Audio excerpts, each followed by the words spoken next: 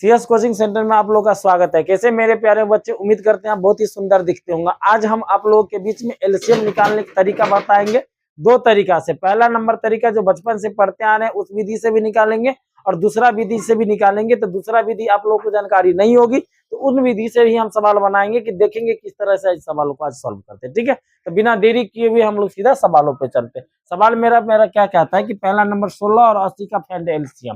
तो पहला तरीका से बनाएंगे जो बचपन से पढ़ते आ रहे हैं उस विधि से बनाएंगे और दूसरा विधि हम अपने मेथड से बनाएंगे कि सवालों को कैसे बनाया जाता है। ठीक है, तो हम लोग पहला नंबर मेथड पहले देख लेते हैं। 2 से लगाएंगे तो 8 आ जाएगा, इधर आ जाएगा 40।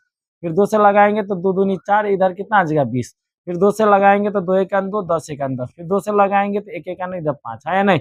तो 2 दूनी 4 दूनी 8 दूनी 16, 16 पंचे 80। ये वाला मेथड तो आप लोग बचपन से ही पढ़ते आ चुके हैं और पढ़ रहे होंगे।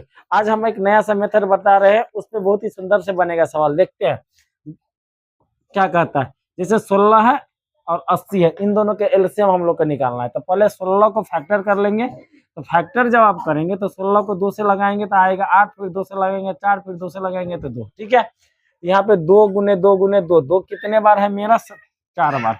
कितने बार है? 4 बार। उसके बाद हमारा कितना है? 80। यहाँ पे लिखेंगे 80। 80 को हम लोग फिर तोड़ेंगे तो कितने बार? 2 से लगाएंगे तो 40, फिर 2 से लगाएंगे तो 20, फिर 2 से लगाएंगे तो 10, फिर 2 से लगाएंगे तो 5। यानी 2 कितने बार हो गया सरदार? 4 बार हो गया। और उसके बाद क्या आ जाएगा? 5। हाँ या नहीं। अब क्या करेंगे, आप एक चीज को ध्यान रखेंगे। जैसे 2 कितने बार है यहाँ पे? 2 4 बार है। 2 कितने बार है? 4 बार। यहाँ पे क्या कितना है? 2 4 बार है, उसके बाद फिर 5 है। अब जब हम एलसीएम निकालेंगे तो देखेंगे कि इसमें कौन कौन सी संख्या पहले आ रहा है।